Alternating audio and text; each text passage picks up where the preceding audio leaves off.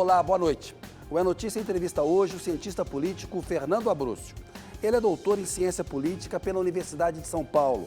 Também é professor e pesquisador da Escola de Administração de Empresas de São Paulo, da Fundação Getúlio Vargas de São Paulo. O Abrúcio é corintiano e um atento observador da cena política brasileira. Boa noite, Abrúcio. Boa noite, Kenneth. Abrúcio, vamos começar quente aqui, que são essas pesquisas de avaliação do governo Lula. É natural que depois de um primeiro ano ali, que tem a tradicional lua de mel, um governo novo assume, ele conta ali com uma certa paciência da população. Segundo, terceiro ano de mandato, sempre tem uma queda e geralmente no último ano, quando tem uma eleição ou uma reeleição, isso melhora. Tem uma coisa meio sazonal. No entanto, as pesquisas apontaram uma piora na avaliação do governo Lula, né? Se a gente pegar o Datafolha, o índice ótimo ou bom está em 35%, pesquisa do mês passado, ruim, péssimo, 33%, regular, 30%.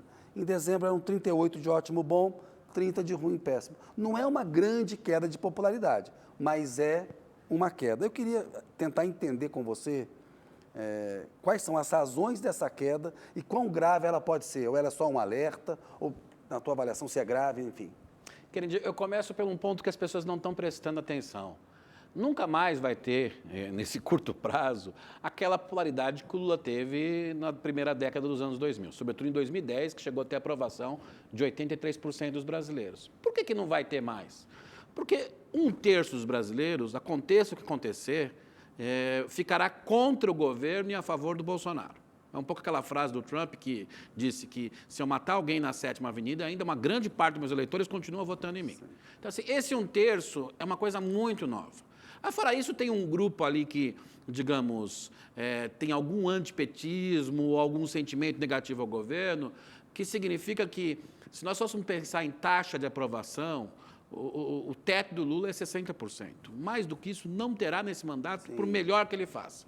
Aí eu vou para a queda, digamos, do ótimo e bom, que eu acho que é o ponto mais importante. Primeiro, tem uma queda que é sazonal. No primeiro ano, todo mundo está feliz, lua de mel, era esperado. Mas tem algumas coisas específicas que podem ter ajudado. Eu acho que a coisa mais importante foi a inflação de alimentos. Quando a gente pergunta para as pessoas depois da pesquisa, elas citaram muito a carestia e a inflação.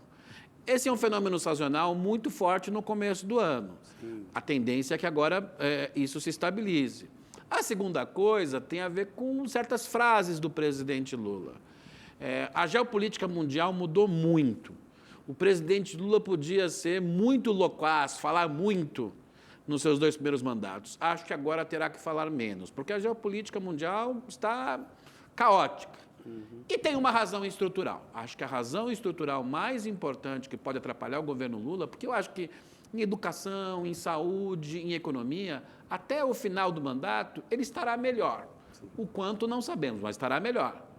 O grande tema estrutural é a segurança pública. Eu acho que esse é o tema estrutural, é o calcanhar de Aquiles como um tema estrutural do presidente, muito mais do que corrupção, para lembrar outros mandatos petistas. Hoje, o que chama a atenção da população é a segurança pública, e esse é de difícil resolução até 2026, Kennedy, porque é um problema muito, muito difícil. Vamos detalhar cada uma dessas coisas que eu acho importante, que você destacou aí, mas antes eu queria... Como é que você avalia o 30% de regular? Esse regular é uma aprovação pelo no mútuo? É uma reprovação pelo no mútuo? Qual que é o peso dele? Em geral, esse regular, um terço dele é muito próximo do apoio ao presidente. Se nós fizéssemos a conta do Datafolha, significa que o Lula teria um piso hoje de 45% do eleitorado para a eleição de 2026 em 2024. É alto, não é baixo. É um bom piso. É bom. É bom, é bom. O regular é onde o Lula vai tentar buscar o voto. E no regular, se ele melhorar em saúde, educação, economia, esses 10 ou um pouco mais, ele consegue recuperar razoavelmente para o ótimo e bom. Mais do que isso, será mais complicado. Eu acho que esse é o ponto. Nós teremos um presidente com uma avaliação de ótimo, bom, melhor do que Bolsonaro teve em 2022, próximo dos 50%, talvez um pouco menos, o que lhe dá digamos, um ponto de apoio muito forte para a eleição em 2026, mas aquele ótimo e bom que Lula teve em 2010 não volta mais no curto prazo, Kennedy.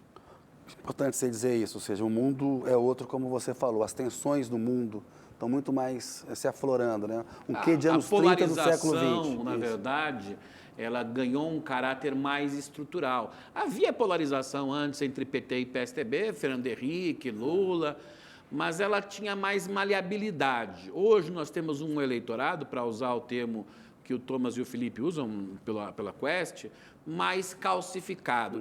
Minha impressão é que ele é menor do que eles, ao fim e ao cabo, falam quando a gente olha a eleição de 2022, quando teve uma parcela que se mexeu para o Bolsonaro e que se mexeu para o Lula. É importante dizer, teve uma parcela que se mexeu para o Bolsonaro. Eu não acho que está tão calcificado assim, não. Eu acho que... Mas o tamanho da calcificação é o maior desde a Nova República. Pois é, tem uma coisa interessante nisso que você fala aí, que, por exemplo, a inflação de alimentos. Tem um efeito El Niño, né? Tem um efeito sazonal.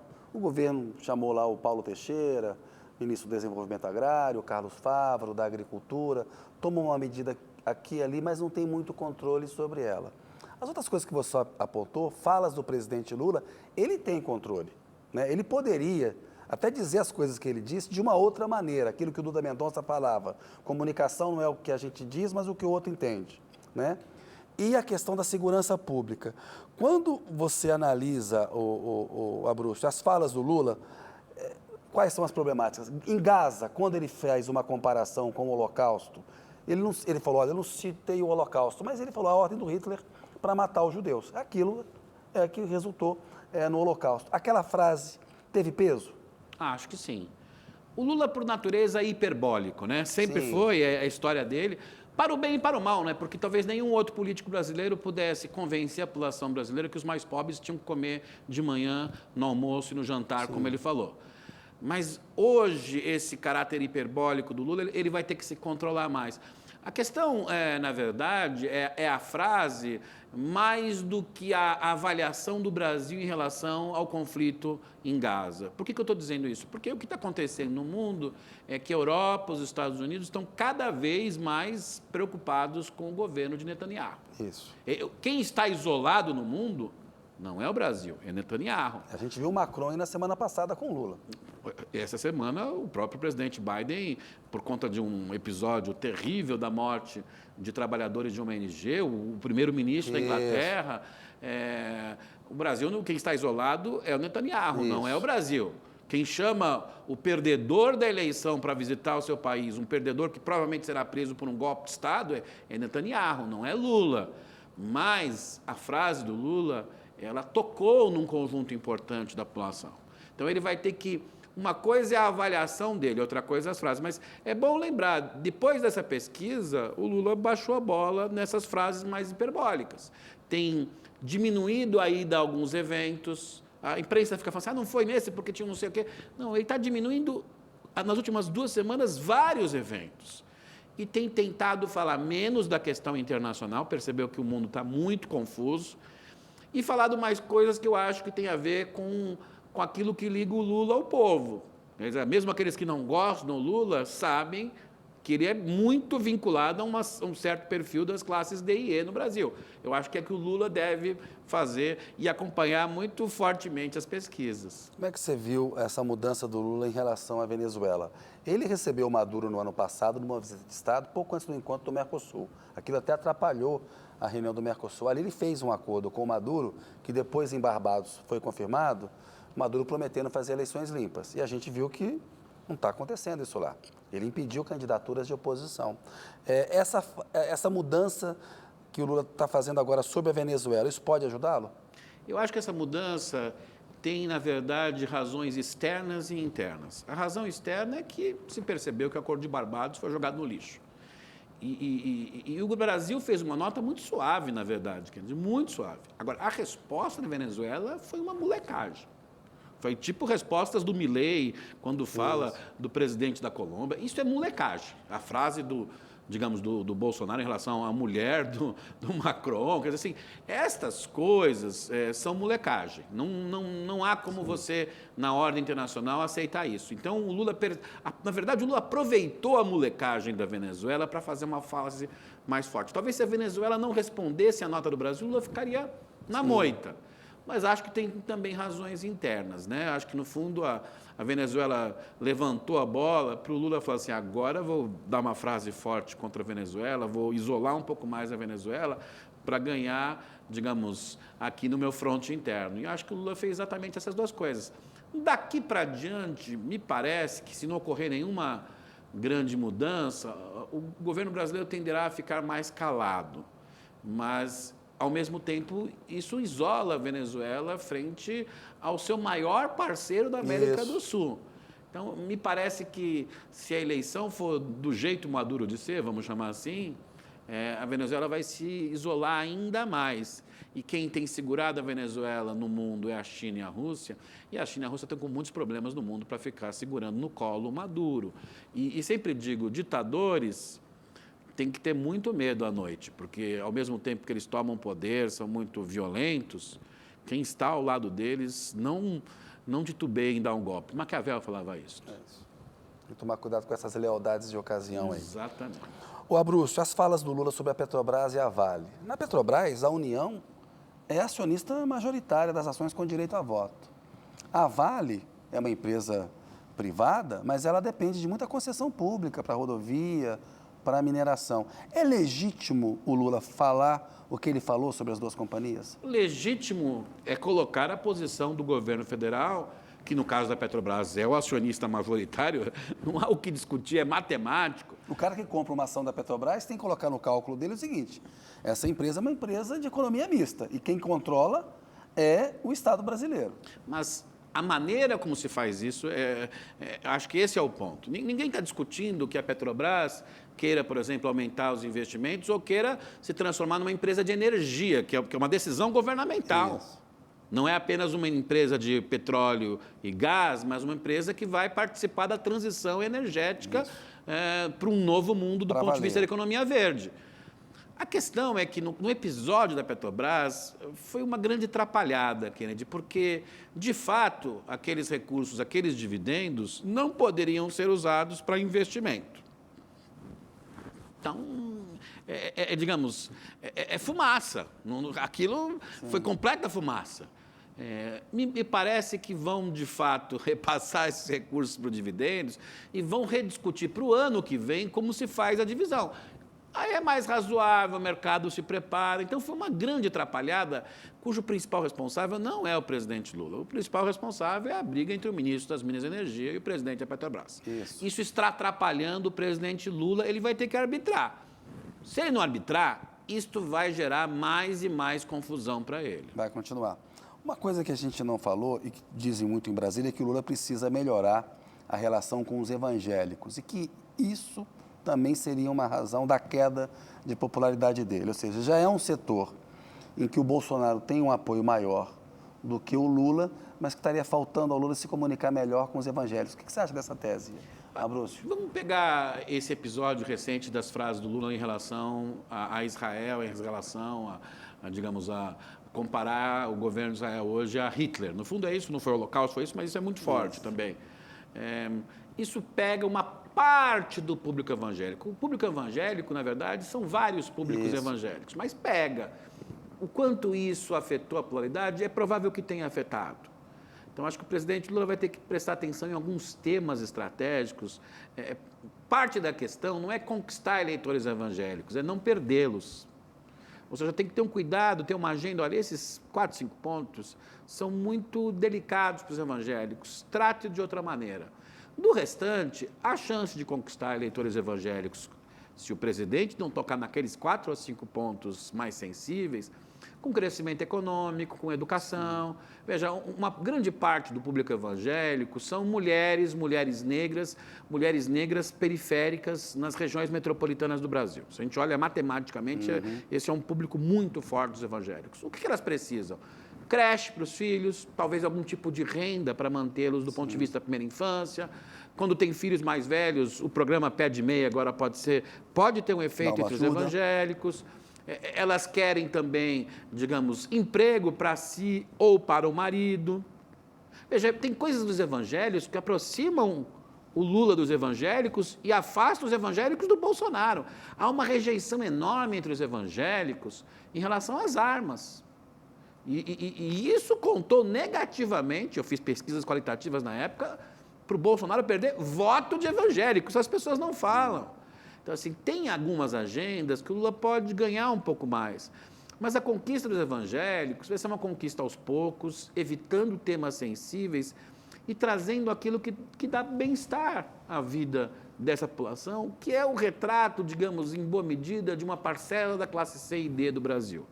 Se o presidente Lula melhorar a vida dessas pessoas e não tocar em temas sensíveis, né, de valores, acho que a tendência é que ele tenha mais votos em 2026 com os evangélicos do que teve em 2022. Isso é o suficiente. Abrúcio, antes da gente falar de segurança pública, que é essa razão estrutural que você viu, apontou e que eu acho importante a gente debater um pouco mais profundamente, sempre a comunicação é uma espécie de mordomo das crises. Tem um problema no governo, assim, o problema está na comunicação. O Lula tem que mudar a forma como ele se comunica? Você está dizendo, olha, né, tem que dosar. Me parece que você está dizendo isso. Mas é um problema da comunicação do governo como um todo ou da comunicação do presidente? É ele que precisa mudar? Eu vou separar essa questão em duas. Acho que em relação à comunicação do presidente, acho que em relação à comunicação do presidente é dosar. Ninguém vai mudar o presidente Lula. Isso. E eu e você podemos ser ótimos comunicadores, mas a gente não ganhou a eleição presidencial. O presidente Lula ganhou a eleição presidencial. Acho que ele deve ser um bom comunicador. Exato. Então, assim, tem que dosar um pouco mais e talvez, ainda ter na comunicação do presidente, perceber que algumas coisas mudaram no mundo. Isso que talvez seja um dos grandes problemas hoje do governo e, por vezes, do presidente Lula, é que ele tem um pouco a imagem do mundo de 2010, e nós estamos em 2024. E algumas coisas mudaram e que exigem muito mais cuidado na fala. Eu acho que esse é o ponto. Em relação à comunicação do governo, ela primeiro, digamos, a extrema-direita está muito mais avançada do que os liberais, o centro, a esquerda em comunicação, em todo o mundo. Por que, Abrúcio? Porque eles, na verdade, aprenderam durante 15 anos, cresceram durante 15 anos usando as redes sociais. E as redes sociais favorecem a linguagem deles, porque as redes sociais é amigo versus inimigo. É assim que funcionam as redes sociais, os algoritmos levam a essa lógica. E amigo versus inimigo, e o inimigo que deve ser não só derrotado, talvez ser destruído, é a lógica da extrema-direita. Essa não é a lógica do centro, os liberais. Isso. E a despeito de criticarem o Lula, essa não é a lógica do Lula. Ele tem ministro do PSD, do União Brasil. Convenhamos, o presidente Lula é muito mais democrático que o Bolsonaro. Aí é o seguinte, né? A mentira, ela dá mais engajamento. Muito. A extrema-direita usa a fake news como arma política. Eu acho que enquanto não houver uma regulação mais forte das redes sociais no mundo todo, a extrema-direita vai ter uma vantagem muito grande sobre os outros grupos políticos. Veja, em Portugal, o partido ganhou um partido mais de centro, centro-direita. Tem dificuldade de discutir com o Chega, que tem um discurso, não é só a esquerda, que tem um discurso da mentira, o discurso do amigo-inimigo. Né? Preferiram fazer uma aliança à esquerda para não formar o governo com eles. Então, assim, esse, portanto, é um desafio que, me perdoa o ministro, mas, assim, não vão resolver tão rapidamente, é muito difícil. Eu acho que tem que pensar, talvez, em comunicações mais segmentadas, é preciso pensar também em renovar a agenda, porque não é só mudar a comunicação, parece uma coisa assim, vamos mudar. Tem parte do problema que tem a ver com a agenda, não com a comunicação. Saber o que as mulheres pobres periféricas querem no Brasil, o que os motoristas de aplicativo querem no Brasil. Sim, nós temos uma sociedade de jovens, nós temos um fenômeno impressionante hoje, um conjunto enorme de jovens jogando ou trabalhando em jogos de azar. Isso é um crescimento impressionante. O Datafolha mostrou que 1 em cada 3 brasileiros já jogou num desses jogos, nesses bets da vida. É um negócio. Nós temos que trabalhar como negócio, né? Pensar nisso. Mas isso também é uma lógica de pensar o mundo, porque isso significa que eles dão um valor maior de conseguir ganhar um dinheiro aqui, quem sabe ter uma sorte a colar. Então, o governo tem que pensar nesse público nem, por exemplo, de jovens, e pensar uma comunicação segmentada, mas a comunicação depende de agenda. Porque se você não tem algo a comunicar, Kennedy, não adianta fazer frufru. Não adianta nada. A não ser que você seja oposição, o que favorece hoje o bolsonarismo. Se você não é oposição, você vai falar com esses jovens. O que você vai dizer? Eu acho agora tem lá o pé de meia, eu tenho que aumentar emprego para os mais jovens. Aí você começa a alcançá-los, né? Pensar por que essa lógica dos jogos ganhou uma força tão forte, né? um poder tão grande junto aos jovens. Se não tiver agenda, não tem comunicação. Que dê conta, você tem toda a razão. A coisa da polarização, você citou há pouco, a polarização no passado era PT e PSDB, né? Que saudades. Saudade, no campo democrático. Hoje, é polarização quando um lado é uma extrema-direita autoritária e o outro lado joga dentro da democracia? Elabora um pouco mais essa polarização. No fundo, a extrema-direita, eu escrevi muito sobre o Bolsonaro ao longo do período dele, a extrema-direita joga em dois tabuleiros. Essa é a grande sacada. É diferente da esquerda guerrilheira, da esquerda revolucionária, que também não era democrática, porque a extrema-direita joga num tabuleiro eleitoral, faz isso em Portugal, faz isso nos Estados Unidos, na Argentina, no Brasil, mas tem um segundo tabuleiro ali à parte. Se der para dar um golpe, a gente dá. Exatamente. Então, isso torna mais difícil simplesmente tirá-los da política. A Alemanha está com esse debate hoje. E muita gente na Alemanha acha que é preciso proibir a extrema-direita de participar de eleições. Tem normas constitucionais que já permitiriam isso. Você não acredita na democracia? Como é que você quer usar a democracia? Para poder matar a democracia? Eu acho que talvez nós tenhamos que sofrer um pouco mais antes que essas decisões ocorram no mundo. Fazendo uma análise muito realista. Uma possível vitória de Trump, com uma tentativa, digamos, como ele tem prometido de desestabilizar certas instituições, como a própria burocracia federal americana poderia levar a uma reação mais forte. Esses antidemocratas não vão virar democratas, Kennedy. Isso é preciso dizer à sociedade. É isso. O Bolsonaro não virará um democrata. E quem se alia a ele está se aliando a alguém que quis dar um golpe de Estado. Isso a gente tem que dizer à sociedade. Não pode dizer assim, uma carinha de anjo abraçado com alguém que quis dar um golpe de Estado com um rabinho de diabo, sabe? Não dá. Então, eu acho que a gente precisa discutir isso fortemente. Mas a extrema-direita se segura porque ela trabalha nos dois tabuleiros. Essa é a estratégia deles. Está num tabuleiro eleitoral, nas 4 linhas, né, como dizia o presidente Bolsonaro, e, ao mesmo tempo, procurando cavar um espaço para um golpe. Foi assim que se construiu o poder do Orbán na Hungria. É bom lembrar, ele construiu a carreira dele ao longo do tempo, ele já tinha sido primeiro-ministro lá atrás, com um processo eleitoral. E, pouco a pouco, ele foi comendo a democracia, destruindo as instituições democráticas. É isso que torna o jogo mais difícil. Quando tem um grupo que fala, vou tomar o poder, né, o velho leninismo, aí você já sabe mais ou menos como classificar. Mas eu não tenho a menor dúvida, eles nunca vão ser, digamos, nunca vão se tornar democratas. Vamos falar de Trump, eu tinha guardado para falar um pouco adiante, mas que efeito teria para o Brasil e para a democracia no planeta uma vitória dele sobre o Biden? E se você acha que essa vitória são favas contadas ou se ainda há jogo? Então, vou começar pelo segundo ponto. Bora lá. Acho que ainda há jogo. A eleição americana vai ser uma eleição muito competitiva, muito disputada.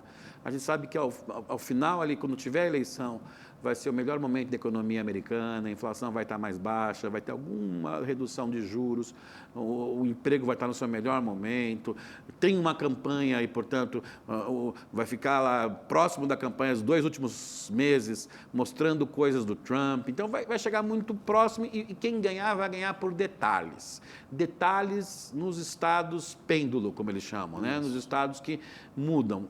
Então, não dá para dizer quem vai ganhar. Mas se o Trump ganhar, e eu acho que dessa vez ele vai mais longe do que foi no outro mandato. Ele vai tentar enfrentar o sistema, porque talvez ele não... É provável que ele não tenha maioria nas 2 casas, vai enfrentar muita resistência na burocracia americana, na burocracia federal, que ele chama de Deep State, e vai enfrentar muita resistência, olha que paradoxo, nos militares. A saída do Trump, as Forças Armadas Americanas, o comando, odeia o Trump. Então, acho que vai ser uma relação muito tensa. E isto, para o mundo, é muito ruim.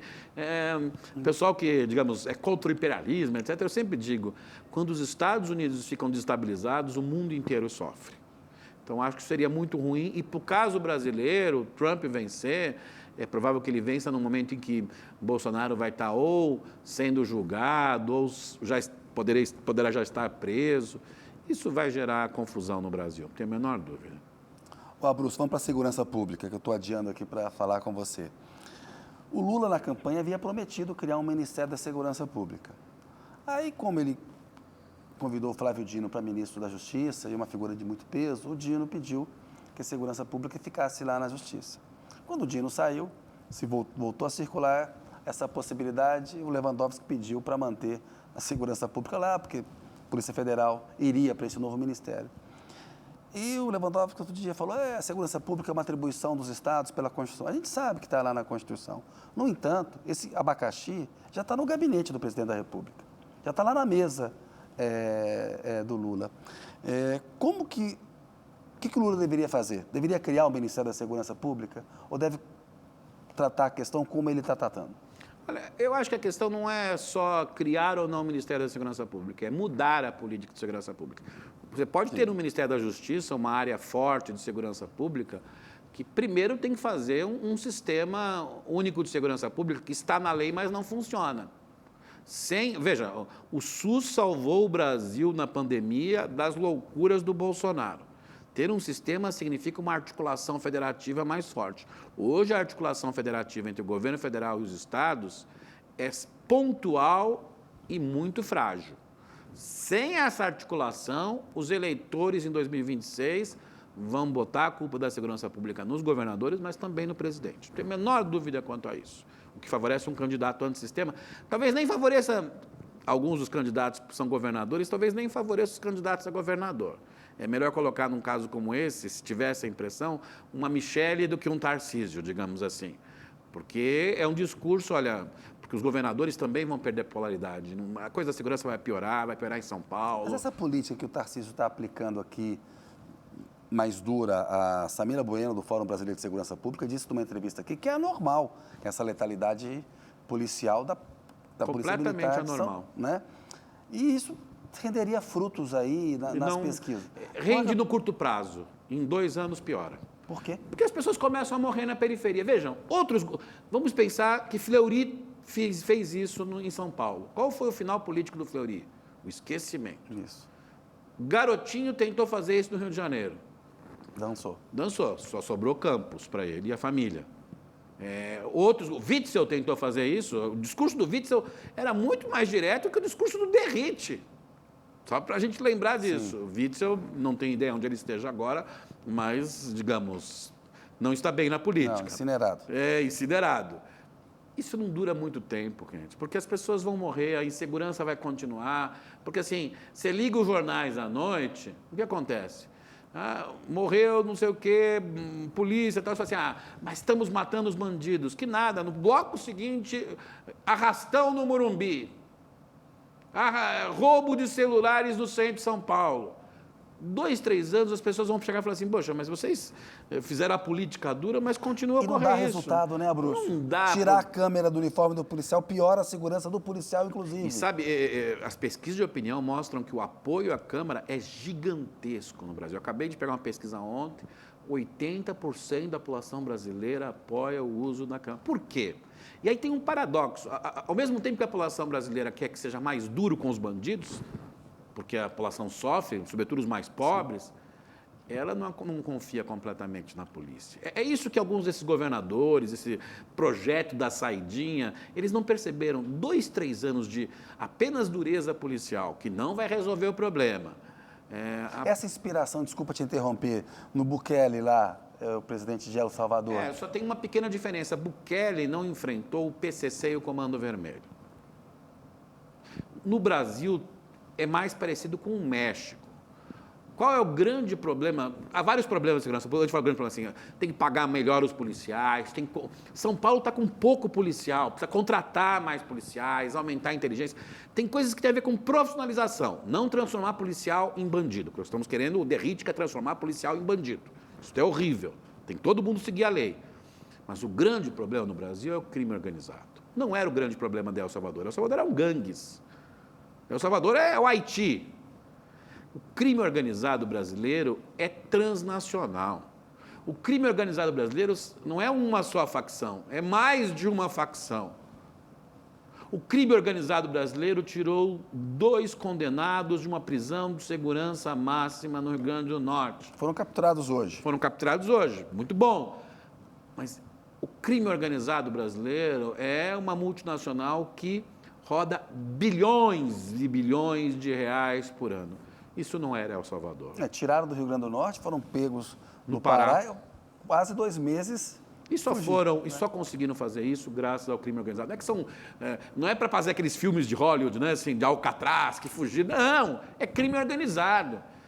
Para o crime organizado, a estratégia Derrite só piora. Por que ela só piora? Porque a estratégia Derrite, a estratégia Saidinha, você vai aumentar o número de prisões. Eles vão ficar mais fortes. Vejam, é igualzinho o Fleury. Eles têm que, se o Tarcísio quiser colocar a mão na cabeça e pensar numa estratégia de segurança, assista o filme Fleury. Isto é, veja o que o Fleury fez. Endureceu, matou 108 presos no Carandiru. O que nasce logo a seguir? O PCC. O PCC nasce no governo Fleury. Se eles fizerem essa estratégia, o crime organizado vai ficar muito mais forte, vai ter mais apoio, é impressionante isso, em parte da população, e aí nós vamos ter atentados. E aí, contra atentados, veja, desde 2005, 2006, nós tivemos um período aqui em São Paulo, até toda uma discussão, alguns colegas que são pesquisadores da área mostram que houve um acordo tácito entre o governo do Estado de São Paulo e o PCC, que ajudou, não sozinho, mas ajudou a reduzir homicídios, e houve redução de homicídios em São Paulo. Se você for para uma briga com crime organizado, que não seja da inteligência, que não seja de tirar, follow the money, tirar o dinheiro deles, que não seja, digamos, profissionalizar a polícia, esse pessoal vai ficar mais forte. O pior, a estratégia Derrite, se ela é adotada por vários estados, ela impossibilita a integração do governo federal com os estados. Porque a integração do governo federal com os estados é o governo federal ser a cabeça do sistema do ponto de vista da inteligência, do controle de fronteiras, de armas, do controle da lavagem de dinheiro. Nisso, tanto Flávio Dino como Lewandowski estão fazendo coisas importantes. Mas se essa cabeça não se articular com as polícias estaduais, os governadores vão sair com menos popularidade por conta da segurança pública e o presidente também. É isso que vai ocorrer. Então, assim, nós estamos fazendo um jogo, os matemáticos chamam de jogo de soma negativa. Ambos os lados perdem. E não vai resolver. O crime organizado está dentro do Estado brasileiro. O caso Marielle comprova isto. E não está só no Rio de Janeiro.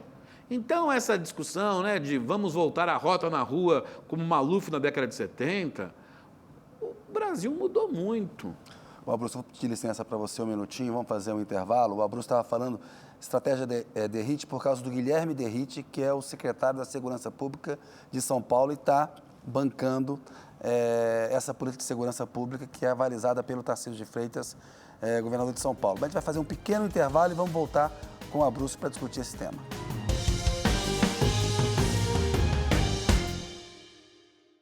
Olá, o Minha Notícia está de volta com o cientista político Fernando Abruzzo. A gente estava falando da segurança pública e você disse que o caso Marielle é prova de como que o crime organizado está dentro do Estado brasileiro. O Abruzzo, queria uma avaliação sua sobre essa conclusão da Polícia Federal a respeito dos mandantes do assassinato da Marielle e do Anderson Gomes. Eu acho que o que a Polícia Federal conseguiu fazer é construir as linhas grandes da narrativa dessa história. Ainda há detalhes que não sabemos. Mas tinha que, a partir dessas linhas grandes, prender essas pessoas, porque senão nós não chegaremos às histórias que faltam. E essa grande narrativa mostra que o caso Marielle foi uma aliança entre o Estado e o crime organizado. A família Brazão está no Estado e está no crime organizado. Não precisa nem ter caso Marielle, todo mundo sabe isso no Rio de Janeiro. É muita hipocrisia não admitir isso. O controle das milícias na Zona Oeste é crime organizado. E a base eleitoral deles. Às vezes, teve um tempo em que as TVs brasileiras falavam assim, não podemos falar do nome das facções, ou fala milícia. Chame de crime organizado, é melhor. Porque o crime organizado está sendo naturalizado em algumas regiões do Brasil, não só no Rio de Janeiro. E o fato é que o crime contra a Marielle foi um crime em que o Estado protegeu o crime organizado. Isso é muito assustador. E nós não sabemos todas as histórias ainda. Eu acho que se nós não fizermos uma força-tarefa para nos próximos 10 anos, eu falo 10 anos mesmo, para a gente combater o crime organizado, como se fez em Nova York um tempo, em Chicago na década de 30, o Estado brasileiro será de tal maneira comandado pelo crime organizado que nós vamos viver uma situação estilo Mad Max, sabe? Uma situação Uma distopia de total. guerra de todos contra todos. Então, para evitar isso, nós temos que ter uma estratégia que combata o crime organizado. E essa estratégia, Kennedy, tem que ser uma aliança entre o governo federal e os estados. Enquanto não fizermos uma aliança entre o governo federal e os estados para combater o crime organizado, eu acho que o governo federal vai ter alguns ganhos, consegue pegar coisa da lavagem de dinheiro, conseguiu resolver o caso da Marielle, etc., mas não tem braços suficientes para isso. E enquanto os governos estaduais continuarem com uma estratégia que não profissionaliza as polícias, não paga melhor os policiais, não contrata mais policiais, mas em troca, quase como um pacto da mediocridade, porque você não consegue fazer a coisa certa, em troca da carta branca para matar quem vier à frente, enquanto acontecer isso, o crime organizado vai crescer muito mais. Vai crescer porque ele vai não só... É muito mais esperto do que a estratégia derrite, mas porque ele vai comprar, e já está comprando, policiais do Estado brasileiro. Então, a gente tem que mudar essa estratégia. Disso depende, Kennedy, a gente fala no Brasil os grandes problemas, desigualdade, questão ambiental. Acho que hoje o maior problema para que nossos filhos e netos queiram morar no Brasil e morar bem é o crime organizado. Abrúcio, muito boa essa reflexão que você traz aí. Vamos seguir adiante, estou com pouco tempo. Vou ter que convidar você para uma nova entrevista na Notícia, porque está passando rápido demais. Pelo que você falou no começo da entrevista, você acredita que o Lula vai ser candidato à reeleição? Você acha que o nome é ele mesmo? Que não... É muito difícil que não seja. Primeiro porque, havendo reeleição, a Dilma foi candidata à reeleição com um governo que não foi, digamos, para ser eufemista, não foi dos melhores, né? Foi muito fraco. O Lula vai ser candidato à reeleição. Segundo, não tem nenhuma liderança popular no campo político dele, do centro para a esquerda, do tamanho do Lula, e não terá até 2026. A liderança popular demora muito tempo para construir, muito tempo. Terceiro, o Lula é o anti-Bolsonaro.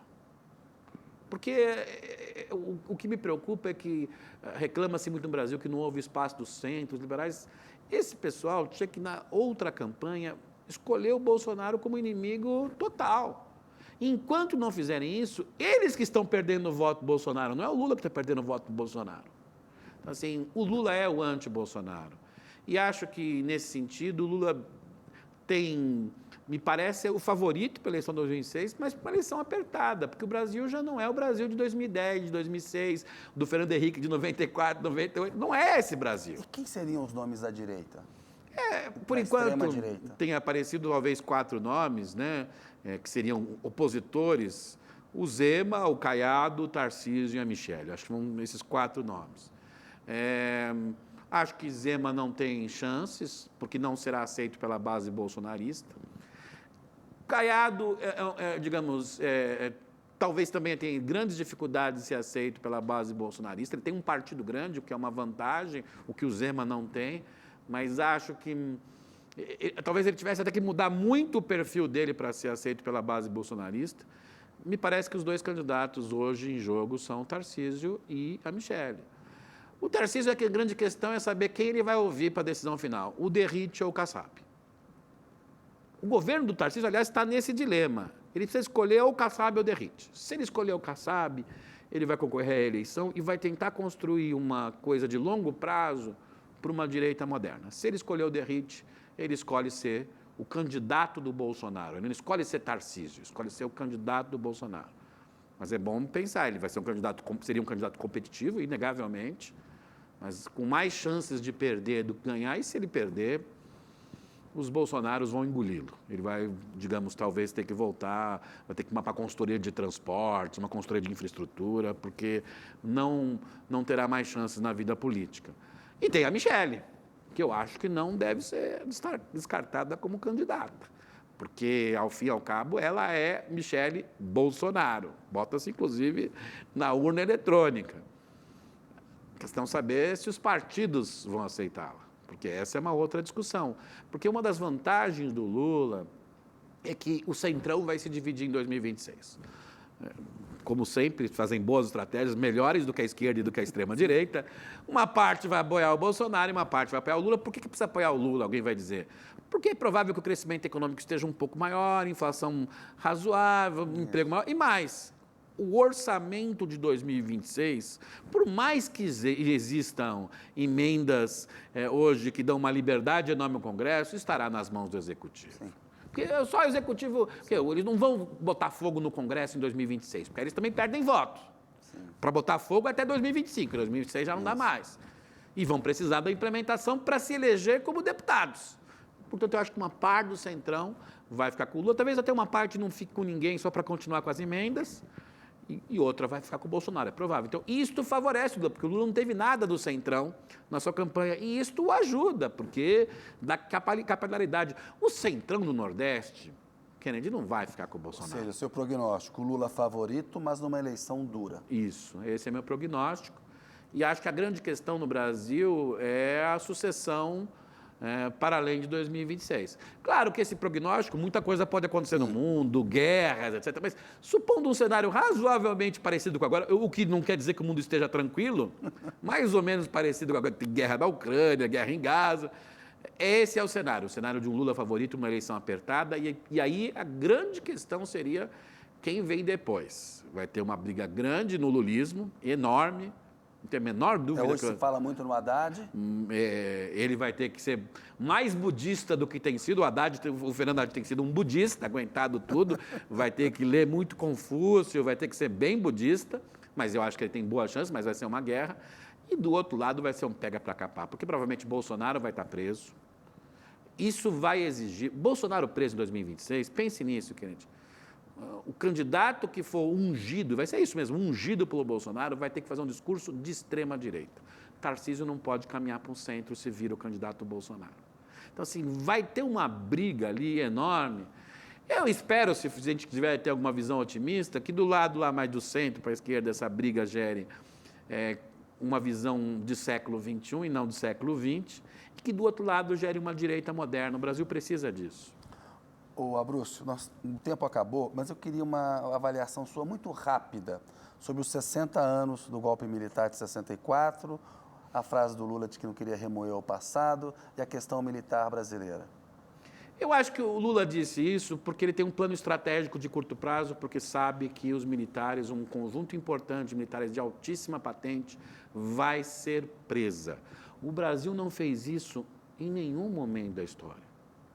Não fez isso em nenhum momento da história. Não fez nem quando o golpe foi evitado no governo Juscelino.